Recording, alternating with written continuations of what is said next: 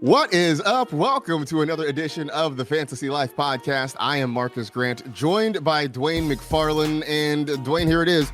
Week 15 underway. We have the Thursday night game. We have a whole slate of Sunday games. We also have some Saturday games in there. This is kind of the fun time of year because now we have I like college football. I'm a USC guy.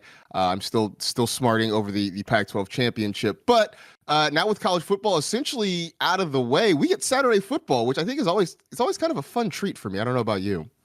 Yeah, I've always looked forward to it. It seems like over the years, like it's kind of been different. It's not like we've always had this great slate of Saturday football, but I think back to even college, and I do remember games, and that was a long time ago for me at this point. But like now, the NFL's kind of made it more into a big production, and you get multiple games.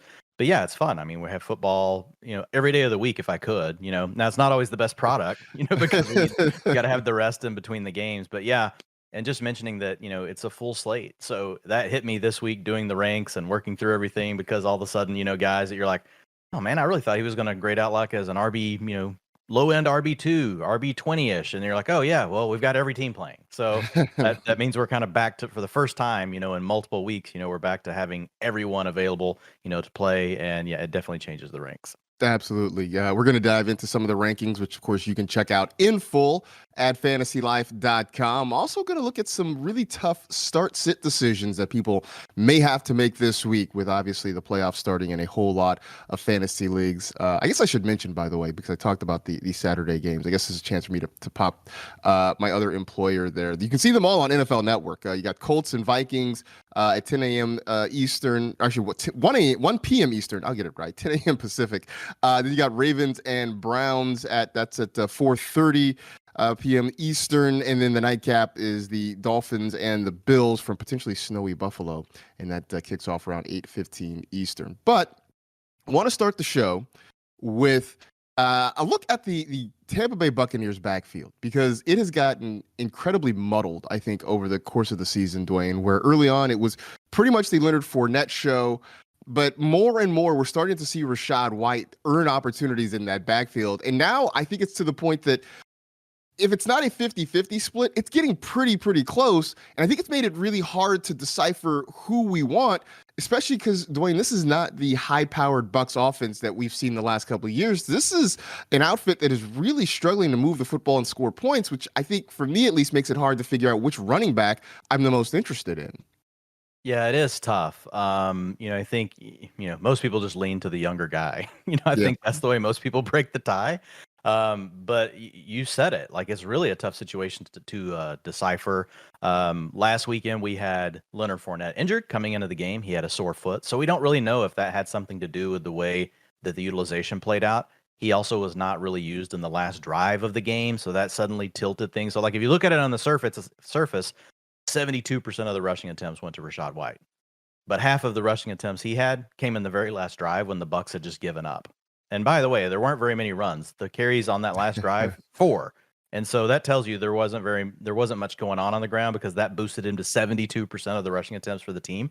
Whereas Leonard Fournette was only at 22%. So part of you is like, okay, maybe we are getting the rookie takeover. Now Fournette was still out there for all the long down and distance work. Oddly, the Buccaneers didn't use the 2-minute offense at all after they had just talked about the week before. Hey, this is where coach speak just fails you. It was, after the game, I think we'll use that more. Like we moved the ball really well at the end of the game against the Saints using our no huddle, our quick tempo offense. They used it 0% of plays against the 49ers. So that is another scenario where Fournette's probably going to be on the field. But man, it's just created a scenario where I really am not that excited about either one of them. Like they're really RB3s. You're hoping one of them scores a touchdown. Really, most of their value comes through, the passing game. Both of them are probably going to get 5 to 6 targets. That still came to fruition last week. We knew playing against the 49ers team with very heavy zone coverage concepts, there was a good chance the running backs would, get quite a few targets, and that still happened. Fournette had 7, and you had 6 to Rachaad White. So on a weekly basis, you're seeing 12 to 15 targets between the two guys. So that's keeping them afloat in PPR. If you play in a standard league, though, wow, like you really are struggling, to find value in the Bucs backfield. Fournette had 13 yards last week on the ground and 33 receiving.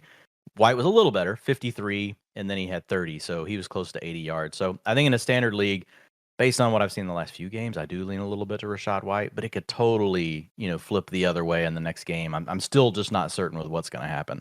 It's wild to think that an offense led by Tom Brady has really very few pieces that we get excited about, between the backfield, the fact that Mike Evans is now in a prolonged slump.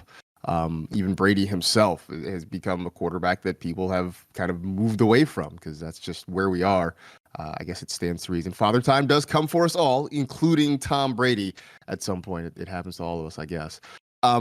Last week, obviously, they played the 49ers and kind of got trampled a little bit up there in Santa Clara. The big news for the Niners, of course, was losing Deebo Samuel in that game, and they hope that he can return for the end of the regular season. Possibly the playoffs seems more likely.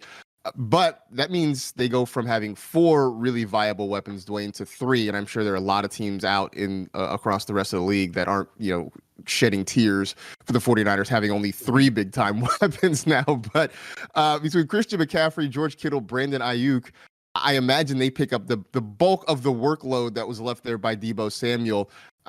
We never know for sure how Kyle Shanahan is going to split it up, but as best as you can figure, how does this division of labor work? Yeah, well, I think off the top, like it's what you just mentioned, it's positive for all of those guys because we have one less mouth to feed. As much as we don't want Deebo Samuel hurt, we do have a run-first offense with quarterback questions. There's just not that much passing volume or yardage to go around. They can still get there on efficiency. Like, we'll see. Brock Purdy's played 1 game. He's questionable. It sounds like he probably will play tonight. He had the oblique injury that he played through last week.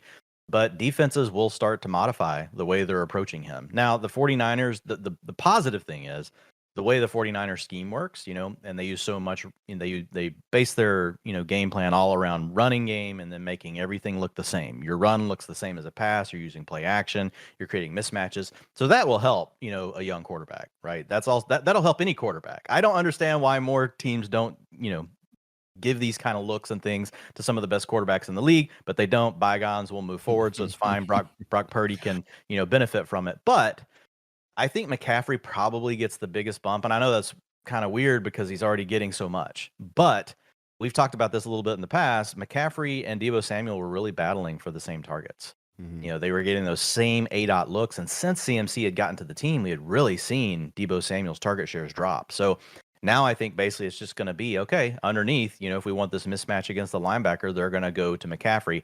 I think the next most likely person to get the biggest bump here, Marcus, is George Kittle. And we have seen this a little bit, with Samuel. He's missed some time in the past. So he's had 5 games that he hasn't played, since 2020 with George Kittle. And then we've got 8 to look at for Brandon Ayuk. And in those games for Kittle, he had a 20% targets per route run when he's had Deebo Samuel available. And then in games without Deebo Samuel, that number has skyrocketed to 26%.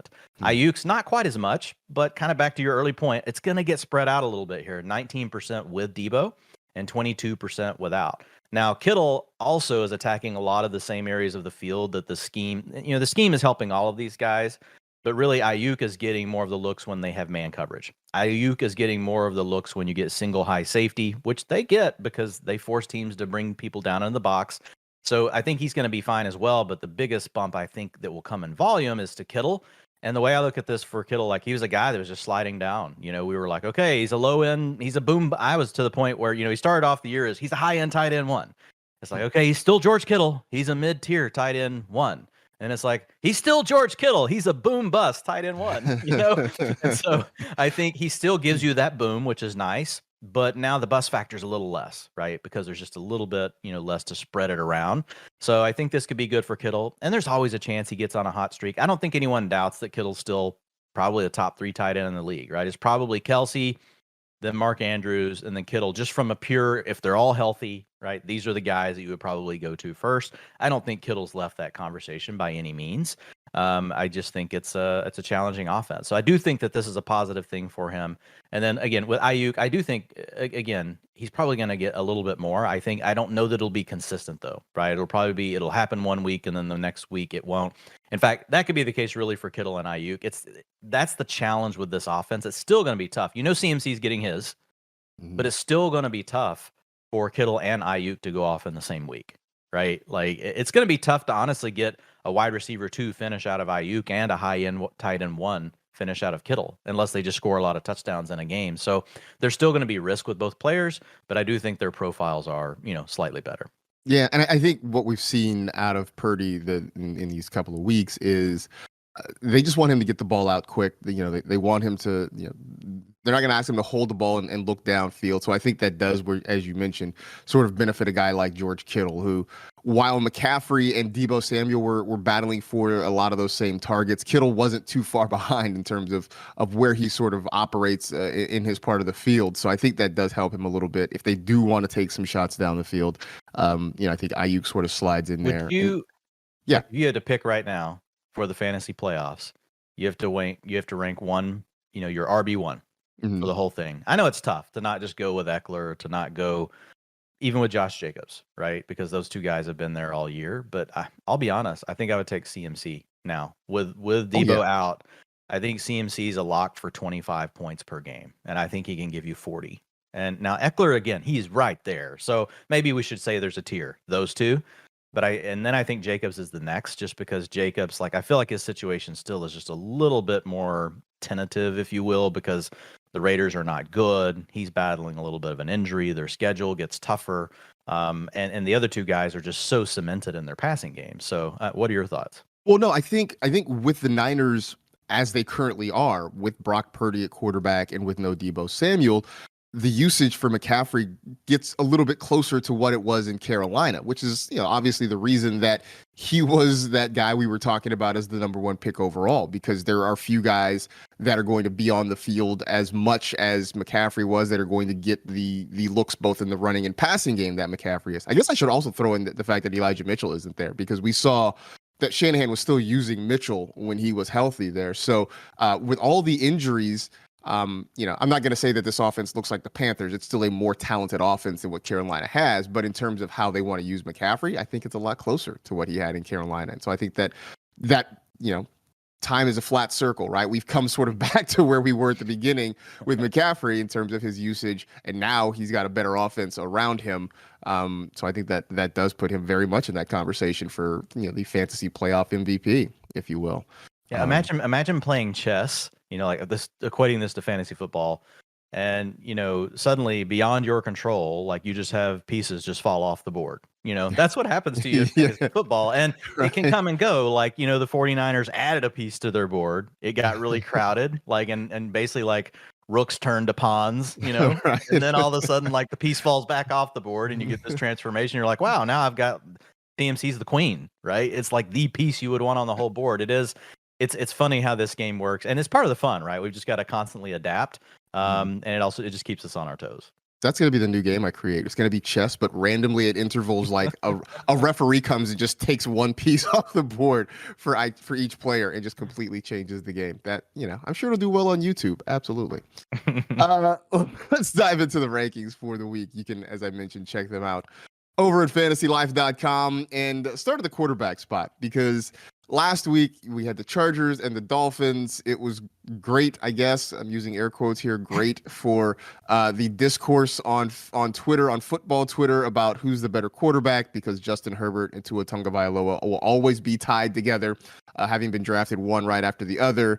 Tua, it was not a great game for him. Justin Herbert, though, he's looked really good. And as you pointed out in our show sheet here, it's amazing what having your wide receivers can do for you, right? He gets Keenan Allen back a couple weeks ago. They get a healthy Mike Williams back. And suddenly, Justin Herbert looks amazing. Not that he wasn't playing well before, Dwayne. It just always helps when you have talent around you. It just makes you look that much better. Yeah, it absolutely does. And I get the argument of quarterbacks elevate the players around them, and they do. But to some extent, you have to have guys that can play. So, for example, right now we have Patrick Mahomes going, pretty much nuts without Tyreek Hill. It honestly does surprise me.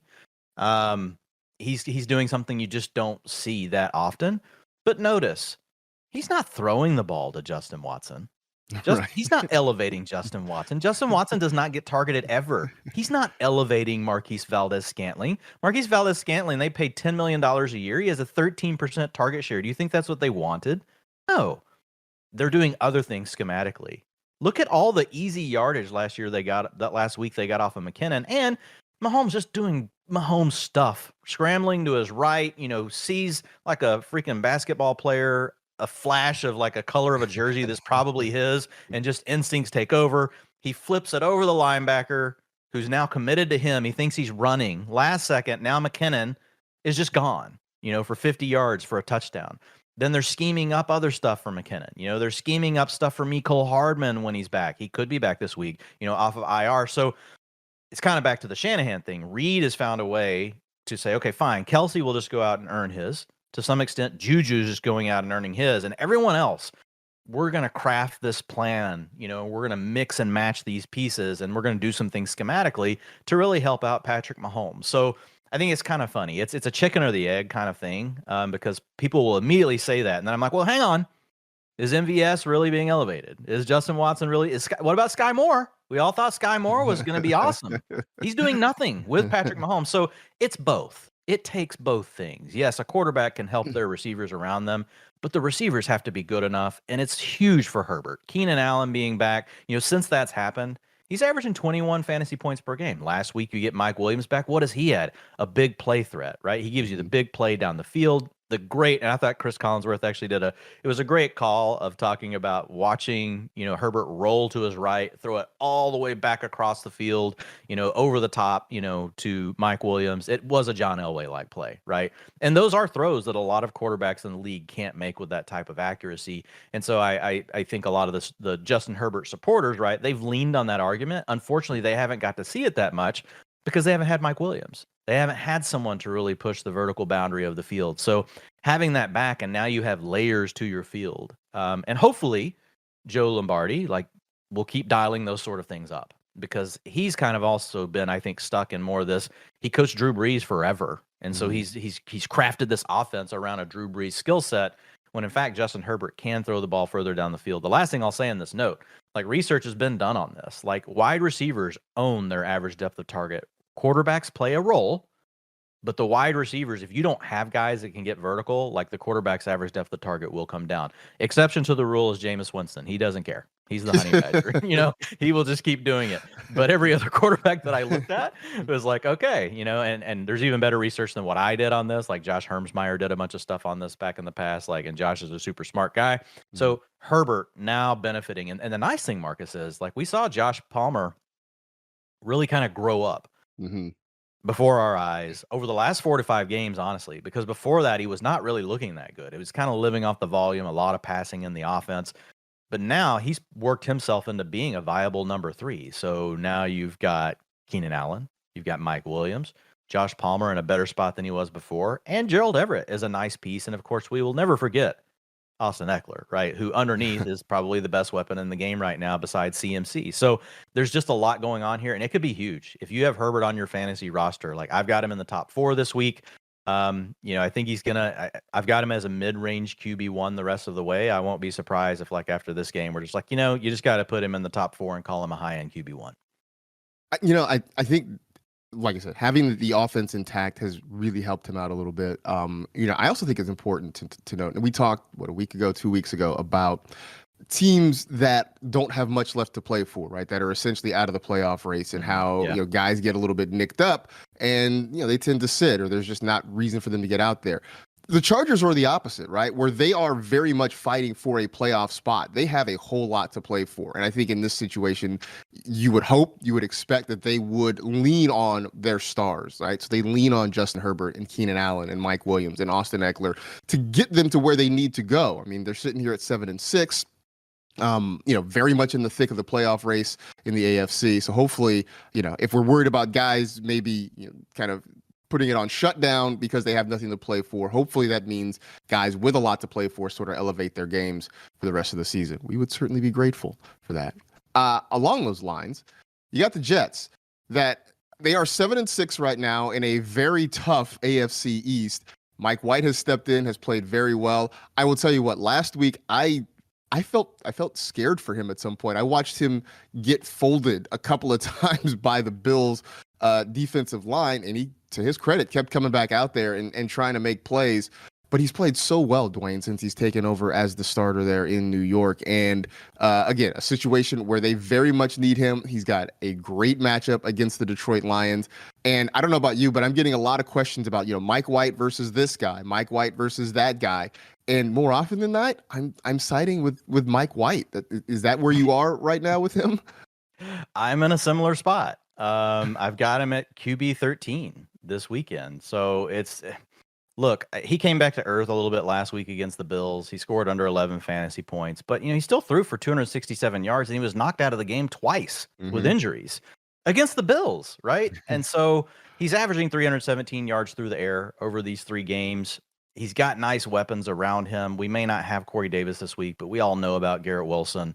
And then, you have Elijah Moore who can make a resurgence. They've got, a nice running game. So I'm with you. I struggle. And you're playing against the Lions. We're talking about, an a defense that's allowing 276 yards passing per game, excluding overtime. So there's a lot. That's the third most in the league. There's just a lot of things to like, in my opinion, about Mike White this week. I have him over Brady. I have him over Rodgers. I have him over Carr. I'm using him, and these are, we're in must-win time. But like for me, I'm also more of an aggressive player. Like Jordan and I talk about this a lot every Sunday on the show over on AMP. Folks can find that at 11 a.m. Eastern on Sundays. We do start sit. Jordan makes me answer every question, Marcus. Every question in the chat. You can come on live with us.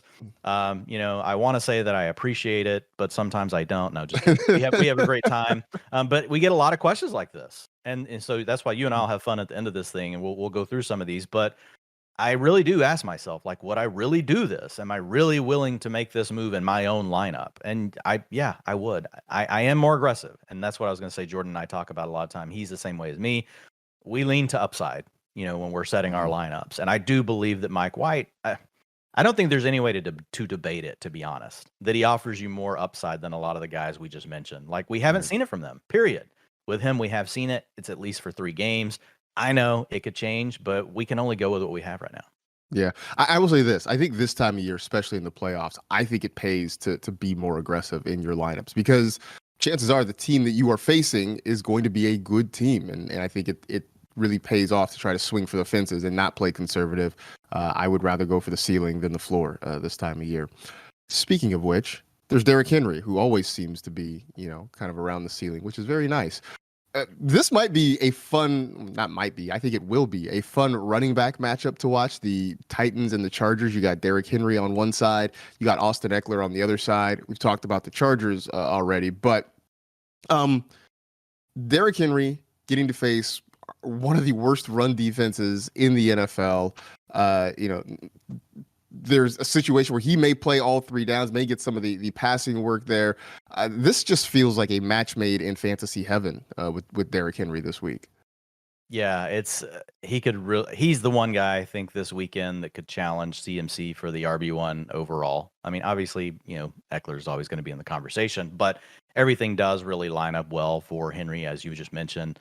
The big thing being, if we don't have Dontrell Hilliard, which we know we're not going to, they don't really have anyone else on their roster right now, Marcus, that profiles as like this pass catching back. That means it could easily just be Derrick Henry, who we've actually seen this year in a bit of a larger role than what we're used to in the passing game. Now, it's not, he's not going to be mistaken for, one of these guys that's going to catch, 100 passes, but it is a really good situation because the Chargers defense is not very good at stopping the run. If he just gets 4 to 5 catches, and that's possible. And he's getting like 2, per week.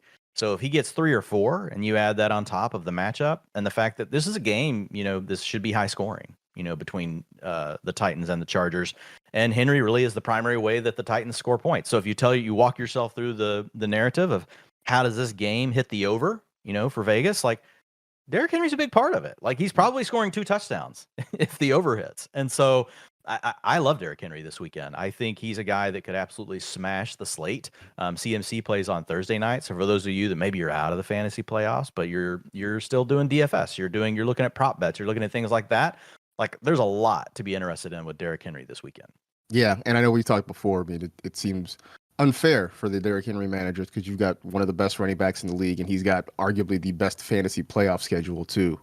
There are no guarantees in this thing that we do, but man, this feels as close to one as possible to have him over the next few weeks. Miles Sanders has been very good, especially against bad running defenses. Here's the thing that I love about the Eagles, and it seems so simple that you wonder why more teams don't do it, but they attack you where you are the weakest. So weeks when they have faced poor secondaries or teams that don't have much of a pass rush, you've seen Jalen Hurts just carve them up with A.J. Brown and Devonta Smith. Weeks when they face poor run defenses, then it's Miles Sanders. It's Hurts doing it with his legs. This is a week that feels like they can really attack the Bears on the ground. We saw that last week with the Giants. This feels like another good week potentially for Miles Sanders to get going, and make us all regret not drafting him after he told us to not draft him at the start of the year. Yeah, thanks, Miles. We really appreciate it. I love the bit Ian Hartitz has running. He has tons of bits. That's one of the beauties of following Ian on Twitter. Yeah. But he's got the running bit with Miles Sanders right now. It's like last year, Miles Sanders, 200 touches, 0 touchdowns. This year, Miles Sanders, 180 touches, 12 touchdowns. It's just, it's one of those things. It's how fantasy football works. But with Sanders, yeah, man. Well, number one, great call on the Eagles. I think that's a huge, huge thing for them going into the NFL playoffs is that they can beat you in any way. They have a really good offensive line. They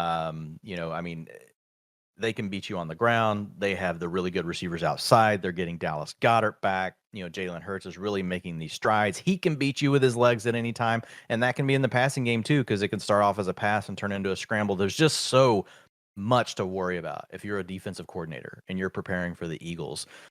Honestly, Miles Sanders probably isn't very high on your list, and that's nothing against Miles Sanders. It's just the nature of how good this offense is. So if you look at the Eagles, what's interesting with Sanders, he's a part-time back, right? He's still not in a full-time role, but you would never know it. And this is the other beautiful part about fantasy. There's different ingredients that you can mix together to make a cake. There's different ingredients you can bring together to really make a good fantasy football player. And you can still have someone that's in a committee role like Miles Sanders when these other things are working so well. Number one, the Eagles run the most plays in the league.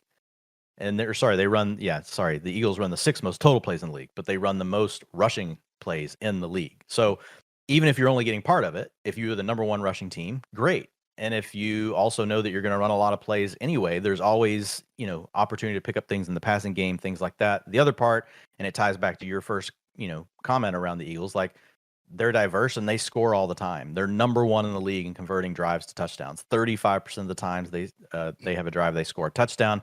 That's by far number one. And we already mentioned their offensive line. It's the number 2 PFF blocking grade. So they really have all these things working together. And what that means, in some cases, if you play for, give me a bad team, there's probably plenty of them. I won't say the Falcons because they actually still try to run the ball anyway. So I need a different one. But say the Giants, and the Giants actually try to run too. But the Texans, even the Broncos, the Broncos, yeah. So these other teams, if you just don't have as much volume to go around if you're a part-time back, right? And you're also not scoring touchdowns. You score 8 fantasy points a week, right? You get 50% of the workload. He's the lead back. You're like, who cares? Like Latavius Murray. It's just hard to get excited. That's a great example. And Latavius Murray actually gets more from a percentage standpoint. He gets a bigger piece of the pie in Denver than Miles Sanders does, in Philly. But because the Eagles run so many plays, that still equals 17.5 opportunities per game for Sanders. So that's rushing attempts plus targets. So 17.5 touches, basically, so it can be a little less than that. He may drop a pass. Maybe it's a missed target, but that's worth a lot in the Eagles offense. I would take 17 opportunities in the Eagles offense over 25 in the Broncos. Yeah. There's just a difference between the two. So, and then I think the other part is we're really, and this is where it really does become about Miles Sanders. Sanders has shown us in the past that he can be this explosive playmaker. He just wasn't getting the carries down inside the 5. He didn't play on a team that scored a ton of points. And so he was having to score touchdowns. He had to come through on long runs all the time. Well, that's not gone. He still has that on top of all the other things we just talked about.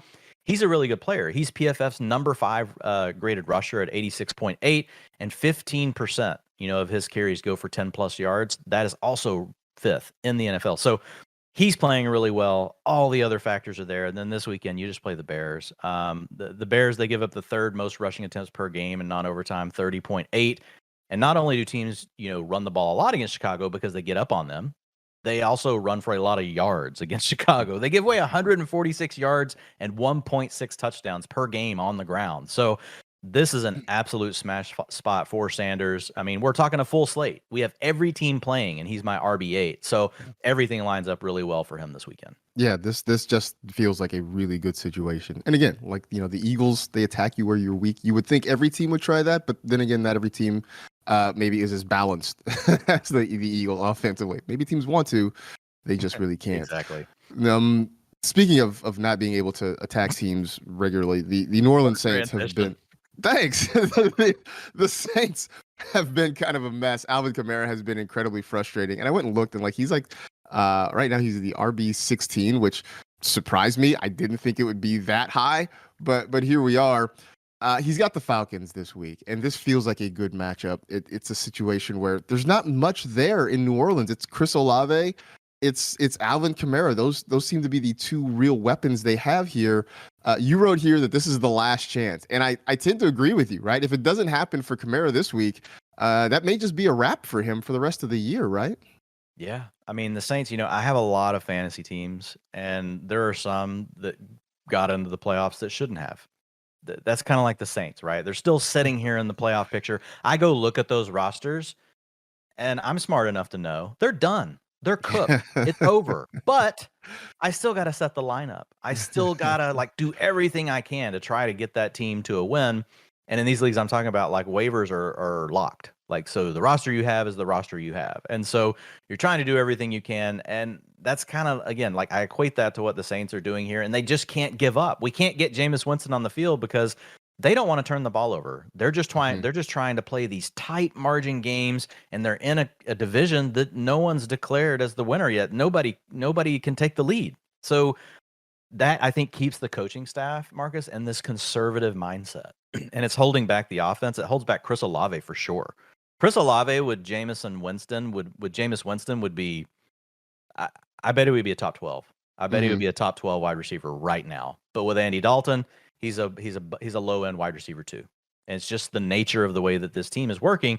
And then Kamara's the same thing, man. This, I don't get it. How does this coaching staff sit around and watch Sean Payton for years get the ball to running backs? Darren Sproles, Alvin Kamara. Hell, we can go back to Pierre Thomas. There are just a lot of guys that have gotten a lot of huge Reggie Bush production in the passing game. And guess what? This is one of those staffs that doesn't change a lot. A lot of these guys have been there forever. And so they all saw that happen. And yet somehow they sat together collectively and they decided they're not going to throw the ball to Alvin Kamara. It's especially for a guy like Andy Dalton. Dude, it's just manufacturing yards for the offense, and they're not doing it. I don't understand it. If you look at it, Marcus, over the last, since week 9, we've only got a 20% targets per route run for Alvin Kamara. His career average, this is taking bad years, good years, 29% is his career average. This guy is an elite option in the passing game. He can work against linebackers, safeties, mismatches. He's not just a swing pass guy. He can get down the field. People are like, shut up, Dwayne. I know this. You're right. You're doing this. It's just frustrating because we're only getting 14.2 opportunities per game since week 9. I just told you Miles Sanders is in a lesser role, and he gets 17.5 touches. And it could be an easy fix for Kamara. Just throw him the ball. Throw him the ball, and it's going to fix everything. Now, the one good thing here is I say good thing. Sorry, Mark Ingram. He's out for the season. And last week, we saw Mark Ingram get targeted more than Alvin Kamara. And I know it's driving people nuts because you saw Twitter just going insane. He had a 19% target share last weekend. Alvin Kamara had 7. So, it's just okay, you can't make this stuff up. It's pretty wild. So Ingram is out. So we don't have to worry about that. They did pick up Eno Benjamin, but again, Eno Benjamin, I know there's a clan, and I understand. I know there's this underground swell. There's support for Eno. It's probably not happening. He's just bouncing all over the league. He's never been able to take anything. This is it. This is the one for Kamara. You get the matchup you want against Atlanta's defense, and they are a heavy zone defense. That is big. Kamara eats against zone coverage. His targets go down, where he's playing against, man coverage. So he's almost a 30% targets per route run this year against zone. So that's not just looking at last year. That gets us back closer to that number we want. His career average of 29%. Whenever he plays against man, it goes to 16%. So I just feel like there's a lot of things working here. You've got Ingram out of the picture. You've got a good matchup. You've got a heavy zone defense. And just maybe they sat back and reminisced and just looked at all those easy yards Kamara used to get, and they thought, maybe we should push. It's like the easy button. It's sitting right in front of you. Right. Like, just freaking push it. I'm imagining them sitting in their their meeting rooms and watching old Saints games. They're like, who that 41 guy? He's pretty good. I wish we had a guy like that. We should figure out how to get a guy like that in our offense. Also, didn't think Pierre Thomas was going to make the show today, but here we are. Isaiah Pacheco. I mean, we go round and round with the Chiefs backfield, but Pacheco seems like the guy. I know McKinnon had that big game last week where he, look, when you catch a kind of no look sidearm flip from Patrick Mahomes, it catches the defense off guard. That can help you have a really big day. But Pacheco still seems like the running back of record against Kansas City, correct? Or for Kansas City, I should say. Yeah, I think if you went down to the county courthouse and you wanted to look up the, what did you call it? The running back RB of record. Yeah. Yes, you would see on the deed that it says Isaiah Pacheco, like, is still getting most of the carries. But, and this is about Pacheco, like, McKinnon, he's one of those guys that we were talking about earlier for how the Chiefs are overcoming, the problems they have at wide receiver by losing Tyreek Hill. So the problem is it's kind of musical chairs. We don't know where it's always going to land. It was Clyde Edwards-Helaire for a little bit, getting lucky with touchdowns. Then it turned into Mecole Hardman was the red zone gadget player. Not playing, but playing on the field, was on the field when it mattered a lot, when you could score touchdowns, was getting touchdowns. And then, now it's McKinnon. McKinnon's kind of replaced, Mecole Hardman in that role. So we'll see what happens when Hardman comes back. But as far as Pacheco goes, yeah, this is also, I can't believe you didn't lead this way. Usually, I feel like the back that's playing the Texans is always on our list. And right. It has to be, it's your weekly. So, Dwayne, can we just tell everybody he's playing the Texans and can we move on? But yeah, I mean, the Texans give up 33.9 rushing attempts per game. The Chiefs aren't going to get to that because they throw the ball first. They don't care. If they're winning, losing, if they're on bye week, they throw the ball more than the rest of the NFL. So 165 yards on the ground, though, is what we care about. That's what the Texans give up per game. So there's just going to be opportunities for Pacheco to have some big carries here. I also think there's a chance that he gets to 20, 22 touches this game. I mean, they may not get to 34 carries overall, but I can see the team getting to 28, 29. And if they do, Pacheco's going to have 22 of those probably. So I think this is a really good spot for him. I have him this week. This is by far the highest I've ranked him. And this is on a full slate, RB14. Like, he is a high-end RB2 in this matchup. You can trust him. And just so folks, like, if you're listening, his rushing attempts, he's over the last 4 games, he's had over 50% every single game. Last week, he didn't really have to play at the end. So he's really like getting between 60 and 70% of the rushing attempts every week. So he's in a really good spot here. Yeah. So, I would expect the Chiefs will be playing from ahead as well, which means maybe they're running the ball a little bit more in the second half of that game. Cam Akers has sort of come back to life. I looked at this, whereas in fantasy, we've been trying to just get away from Cam Akers because the Rams have been such a mess. It seems like Sean McVay has been trying to get away from Cam Akers, but he comes back and realizes that for all the different guys he's tried to plug in, Akers is probably the best one. So he's back again, despite everyone's, worst efforts, best efforts, however you want to describe it. On paper, the matchup's good against the Packers. The Rams offense is still a mess, even though I know Baker led them to a miracle win. You've got Akers as RB30. I don't know. I feel like that's, I don't know. I'm sure there's more going into it, but it feels like that's the long and short of it. Bad offense, halfway decent matchup. We kind of plug him in and hope for the best sort of thing. Yeah, you hit on all the main things. I'll just hit a couple of utilization things just to back it up with the guess who's back. I feel like that's the music going right now. He's been in and out of our lives many times over the last 3 seasons. 53. So since week 11, 52% of the rushing attempts. Then you had week 12, it was down to 32%. But the last 2 games, 63% and 60%. He gets 100% of the work inside the 5. Both times over the last 2 games. and he's got 19 and 11.3 PPR points over the last 2 weeks. So you're not expecting a blow up game from Cam Akers, but this offense probably is going to have one chance to score a touchdown from inside the 5 this week. And if you had to put a chip down on who's going to get that, it's probably Cam Akers. So there's a chance that he comes through with you with a touchdown. You are playing against the Packers, as you mentioned. It's one of the better matchups. So, and look, RB30 is not bad when you're ranking all the running backs. Like, I mean, and I honestly, like, I'm a little higher than industry consensus, on him this week. I didn't want to get too crazy. There's some guys that you're willing just to kind of push all your chips in the middle on. And I was like, you know what? I'm going to get ahead of consensus on him, but I'm not going to get nuts. Like overall, he ranks 83 over on Fantasy Pros right now. Like overall rank, I'm 11 spots above that. I've got him RB30. The consensus is RB32. So I'm not way out of line, but like I'm going to name the backs that he's around, and it makes sense. Like he's by Jamal Williams. He's by Leonard Fournette. By Raheem Mostert.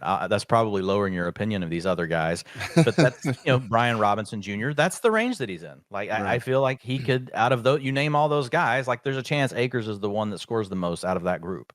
Like it could happen. So you mentioned Brian Robinson, and you got him at RB26. You mentioned he's sort of in that same range as Cam Akers. Had a decent game when they played the Giants a couple of weeks ago.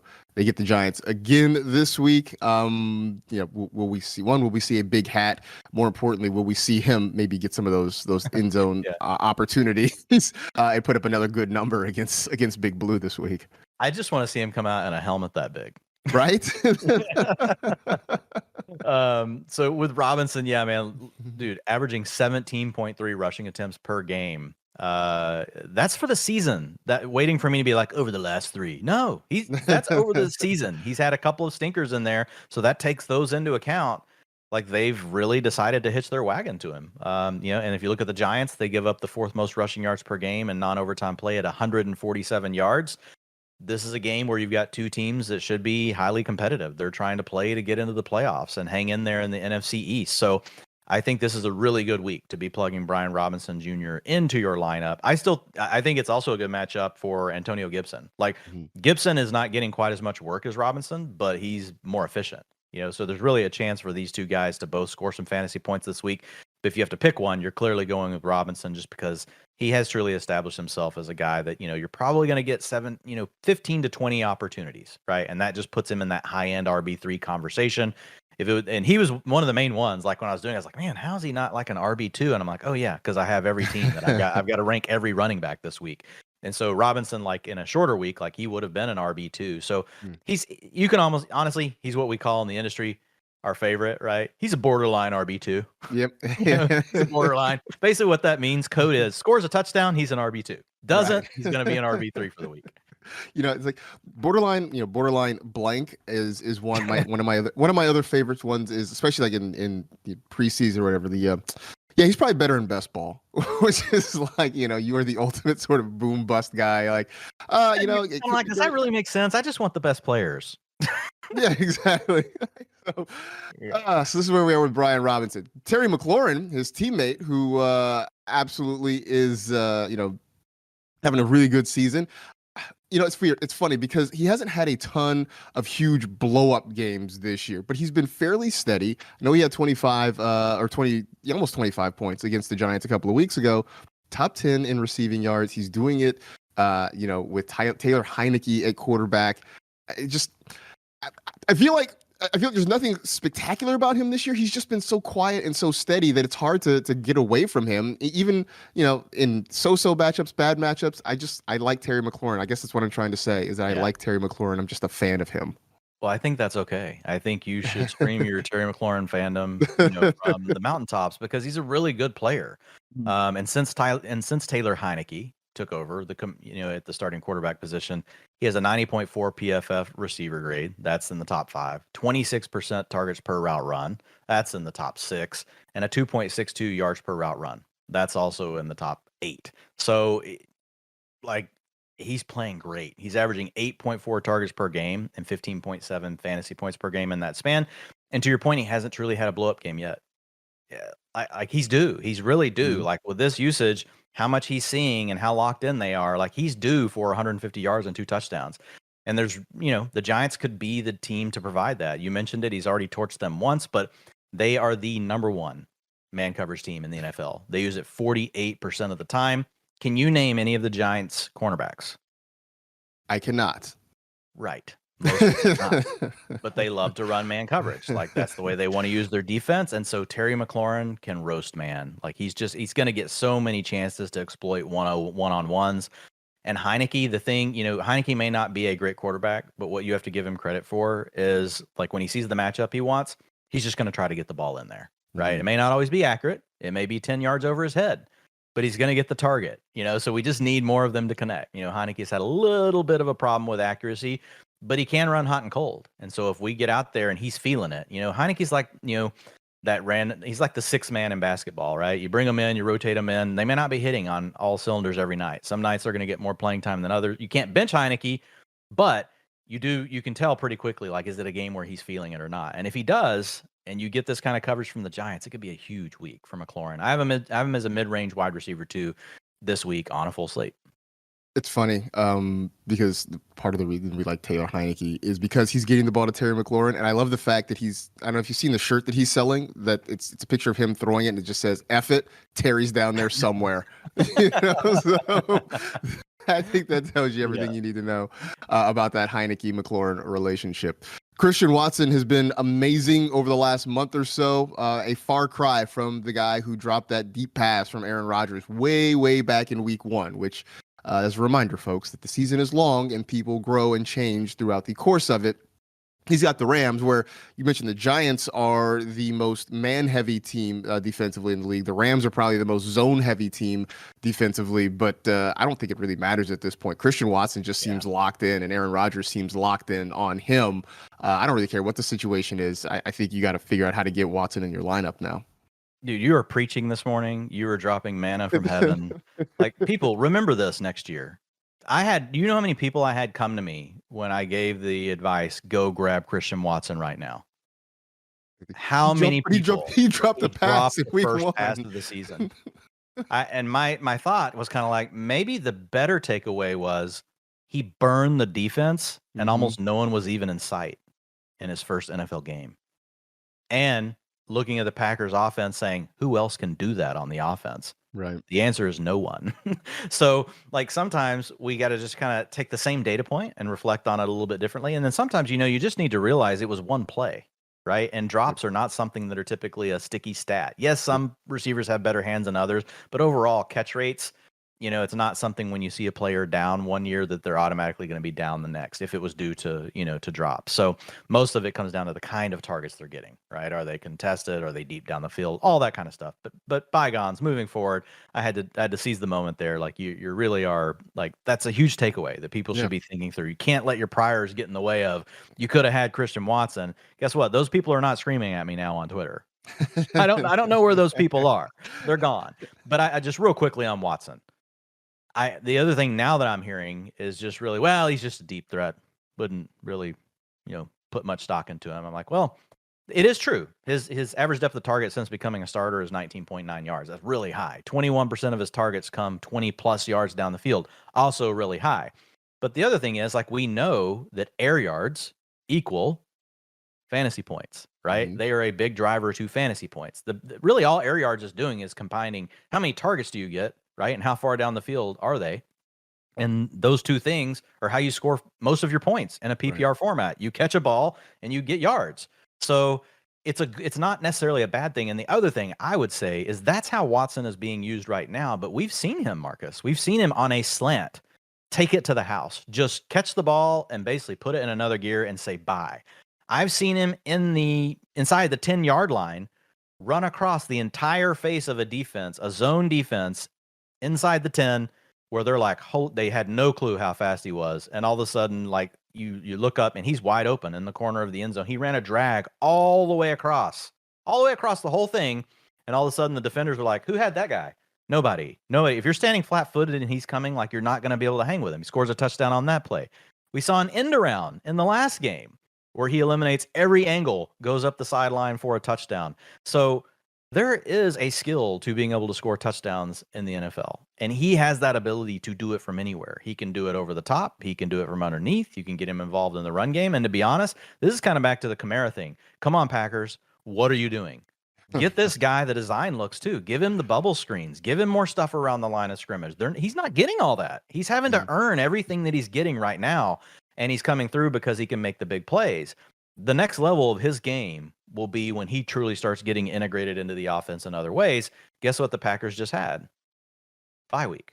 Yeah. So that's time to So work on what that happens stuff. after the bye week? Yep. Yes, this is a huge opportunity for Christian Watson. I've got him as my wide receiver 21 this week. Like seriously, Marcus, like who are we starting over Chris? I get a lot of questions about Christian Watson. I have Christian Watson ahead of Mike Evans. Are you starting Mike Evans over Christian Watson? No, I may be shying away from Mike Evans in a lot of situations this week where I can. We're going to talk about him some more in a minute. I didn't want to spoil it, but like Watson for me, he's right there. I've got Christian Kirk above him. I would go Christian Kirk. I do Christian Kirk. Christian Kirk's the centerpiece of the Jags offense, right? And Trevor Lawrence is starting to get cooking. I know we've had some big games for the other guys, but like I've got him 2 spots above Watson. I've got Devonta Smith 1 spot above Watson. Once Goddard's back, that's going to change. Watson will be above Devonta Smith. I have Chris Godwin like 3 spots ahead of Watson, but that's the tier for me. And Tyler Lockett's 1 above that. I feel like he's earned his way into that group of receivers because he's shown us even though the data says he's a deep threat, to me he's shown me that he can win multiple ways, right? And he has a good quarterback who really doesn't have anything else. Like Lazard has been good, but Watson is the guy that he's the straw that stirs the drink in Green Bay.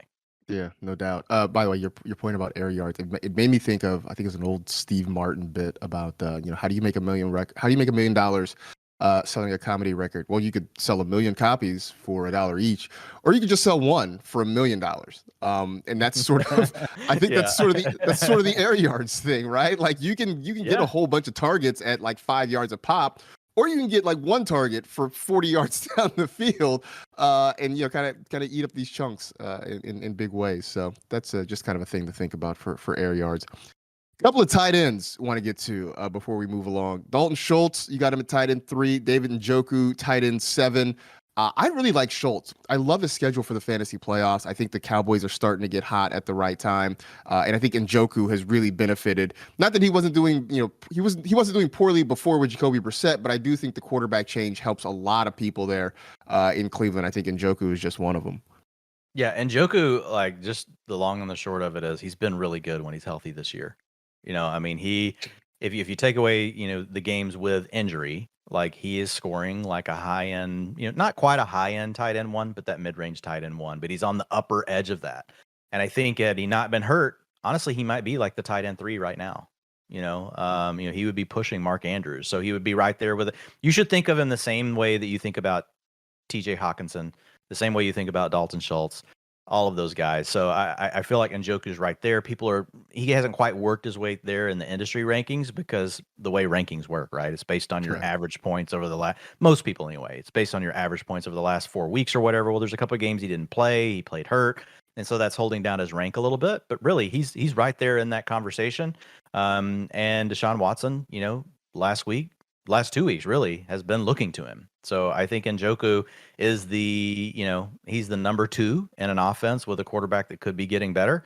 Amari Cooper's the 1. Donovan Peoples-Jones has also played pretty well, but it's consolidated there, man. They don't throw the ball to the backs anymore. Like it's just really those 3 guys. So I like Njoku.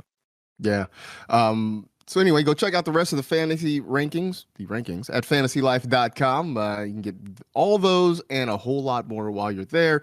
Be sure to check out the Game Hub too. We didn't even mention that, but go check out the Game Hubs for your one-stop shop for everything you want about all the games on the slate. And as I always throw in, sign up for the newsletter too. Subscribe for all that at fantasylife.com. It is must-win season, of course, for a lot of folks. We are into the playoffs and sort of wanted to go through some tough start-sit questions that people may have. And let's start.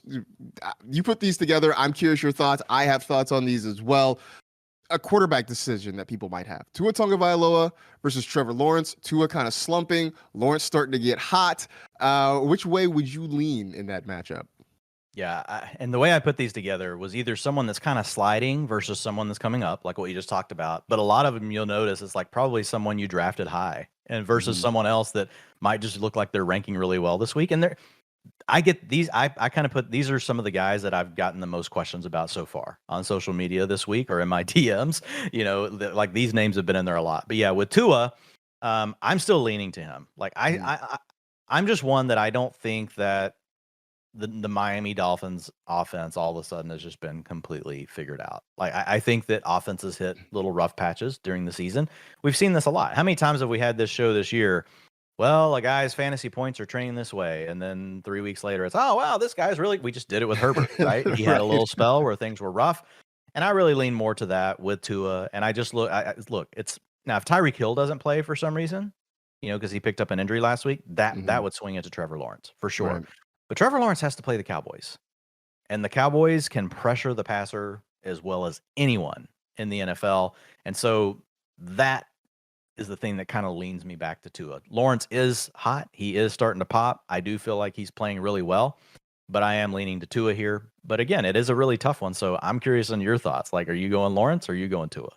I I love the way Lawrence is playing, but this is a tough one. So it is. It's a really tough one. I think he's hot. I think he's playing well, and I think I've seen Tua do it in tough matchups. I've seen him do it against the Buffalo Bills before. Mind you, it hasn't been in Buffalo in potentially snowy conditions, but a healthy Tyreek Hill, a healthy Jalen Waddle. I know that we're not gonna have Jeff Wilson probably for a little bit, but they still have Raheem Mostert. There's still weapons there, and I still think they have the potential to put up a big number against Buffalo, even on the road, even in a situation. I feel like the league sort of did them dirty with their schedule. They had to come to California. They spent a week out here, took 2 tough losses to the 49ers and to the Chargers. And then on a short week, they got to go back to play in Buffalo. But I still think I like Tua a little bit more. But you heard me hemming and hawing over it, which sort of tells you how close I think this thing is. It's an agonizing decision, absolutely, for me. Alvin Kamara versus IJ Pacheco. You've got them back to back in your rankings. You've got Kamara at 13 this week, Pacheco at 14. Which one do you side with here in this matchup? Yeah, and so this is one I wanted to put in here because I know Jordan and I are also gonna like this is the kind of question we'll get on AMP on Sunday.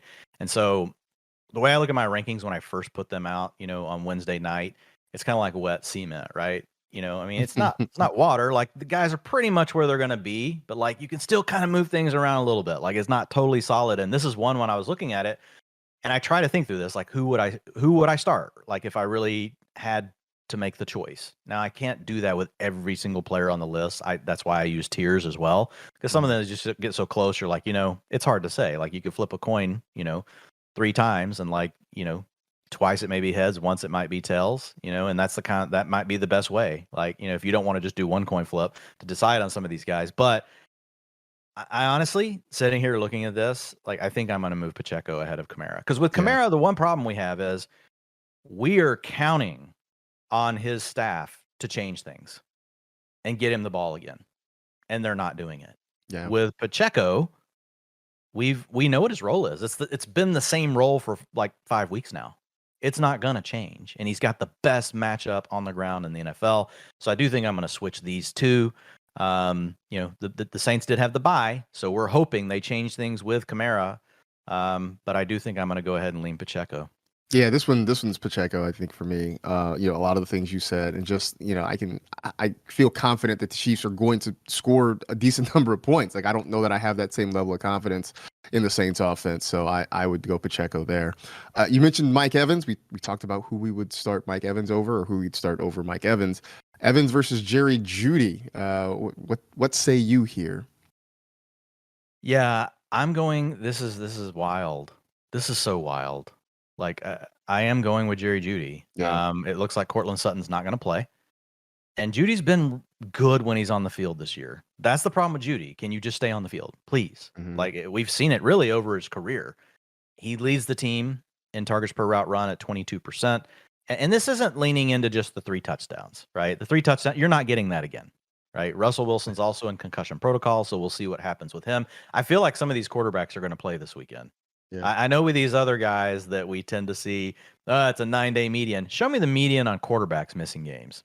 My hunch is it's going to be lower because they really want their starting quarterback on the field. Mhm. And is that anything to write home about with Russ Wilson this year? No, it's not. But at least Jeudy, is showing an ability to earn targets. Right now, Mike Evans isn't showing any of that. And anytime that, Mike Evans it's the curse of the new way teams are playing. Mhm. the way Tom Brady plays and the way the league is now playing. So Tom Brady's formula used to be you give him man-to-man coverage, single high, outside Mike Evans is going to eat. He's like a 30% targets per route run guy in that scenario. And Godwin would go down. Then you play a heavy zone team, Godwin goes up. Well, now everyone's just playing zone. Everyone, or they're using these mixed coverages where they're keeping players over the top of Evans. And Brady, the way he's been programmed through his career is he doesn't take that chance. He's not going to do it. So unless the Bucks change Mike Evans' route tree, I'm not saying Mike Evans can't still earn targets, but the way the league is playing is hurting the outside vertical route tree receiver. It's taking them away because teams are no longer saying, we dare you to throw it over the top. Now teams are going, we dare you to run. Like the league has been turned on its head, and it's killing Mike Evans. So unless his role gets changed, I think we just have to adapt, man. And so this sounds scary, but I'm going with Jerry Jeudy over Mike Evans. Yeah, I'm going Jeudy too. And at first I thought, well, is this recency bias? And it's not so much recency bias in favor of Jeudy, which I guess it is a little bit, but it's also sort of just looking back at bias against Mike Evans. Yeah, I mean it is. It's sort of like looking back at the recent history of Mike Evans, right? The fact that he's been in a major touchdown drought, first of all. But and somebody pointed out that comeback against the Saints, right? That final drive, they didn't even really look in Evans' direction. I mean, it was Rachaad White that caught the touchdown. It was Cade Otton that helped them get them down the field. But they weren't looking toward Mike Evans, which I think speaks volumes that the guy who has been the main playmaker, or at least one of them in this passing game for years, really wasn't a part of a big drive and a gotta have it situation for Tampa Bay. And I think that says a lot. Meanwhile, as you mentioned, no Cortland Sutton. I do like Greg Dulcich this week, but I think Jeudy is probably the guy that gets there. One last one. Look at tight end, George Kittle, Evan Ingram. Where are you going here?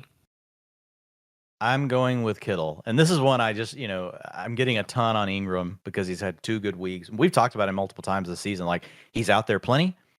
You just don't know which week you're going to get it with Ingram, or are you going to get it, with someone else. So, Christian Kirk's getting his on the Jags offense. The question is Trevor Lawrence getting so good now that now maybe we can carry 3 weapons per week from that offense? Because up until now, it's really been, no, you can use 2. Nope, you can use 2. Like even last week, Christian Kirk was the guy that was really, the odd man out. Zay Jones and Evan Ingram were the 2 that really came through. So we haven't had many games this year where we've actually had 3 guys come through from a fantasy perspective. So I get it with Ingram. I think we've seen where the upside sits. For me, I'm still gonna go Kittle though, man. It's just Kittle minus Debo is enough to keep me over on the Kittle train in this decision. But it's still close. Like, because if Lawrence plays well, there's a chance, like I said, like it doesn't always have to be either or between Zay Jones and Evan Ingram. It could now be both. I just don't know the answer to that yet. Yeah, I want Kittle here just for all the reasons we talked about at the top of the show, with no Deebo Samuel. Him kind of getting some more opportunities in a short, quick passing game. Look, I love the fact that Evan Ingram right now is your tight end 4. I think it's also worth noting that about 30% of his fantasy points came in one game last week. So I think that's worth kind of taking it with several grains of salt. But I still overall just like the potential that George Kittle has. So that's what I would go with. And I'm going to switch. I'm going to go to Trevor Lawrence now. I've mulled this around in my head. I've kicked it around in my head. I went back and forth, and I think I'm going to lean Trevor Lawrence. I think he's playing over Tua. I think he's playing really good football. And yes, I don't love his prospects against that Dallas pass rush, but just kind of watching him last week get out of the pocket, kind of make some space for himself and find ways to get the ball out. I have a level of confidence in Trevor, so I'm going to change my pick. That is so huge right now with the way the league's playing. That ability to buy a little bit of extra time, give your receivers more of an opportunity to get open, the ability to move outside of the pocket to break the coverage down and potentially give yourself a chance for a play out of structure. Those are things Tua doesn't do well. Yeah. Tua's not a guy that's going to do that. Like when you watch Tua get out of the pocket, like honestly, it's a train wreck. Like I'm just thinking, don't get hurt. Like the running doesn't look good. The throwing out of structure does not look good. He needs to be in the pocket on time, so yeah, Trevor Lawrence is playing, and you love to see it, man, because I want some of these other young quarterbacks to really, succeed. And Lawrence is kind of, he's one of these guys where he's more that he can move around, but he's that traditional drop back style overall, right? And can that style still win? I think it can if you have enough, right? We've talked about this with Aaron Rodgers. Aaron Rodgers has that. He just doesn't have the weapons. Like, so Trevor Lawrence, maybe, I'm not saying he's Aaron Rodgers, folks, but like there's some similarities in their game, if you will. Well, and I think, we've reached the point overall in the league where, Tom Brady is nearing the end. Aaron Rodgers is nearing the end. Russell Wilson is in decline. Matt Ryan. We need some of these new young quarterbacks to step up and fill the void, because we're losing basically a generation of quarterbacks probably all around the same time. So hopefully Lawrence is ready to take that step.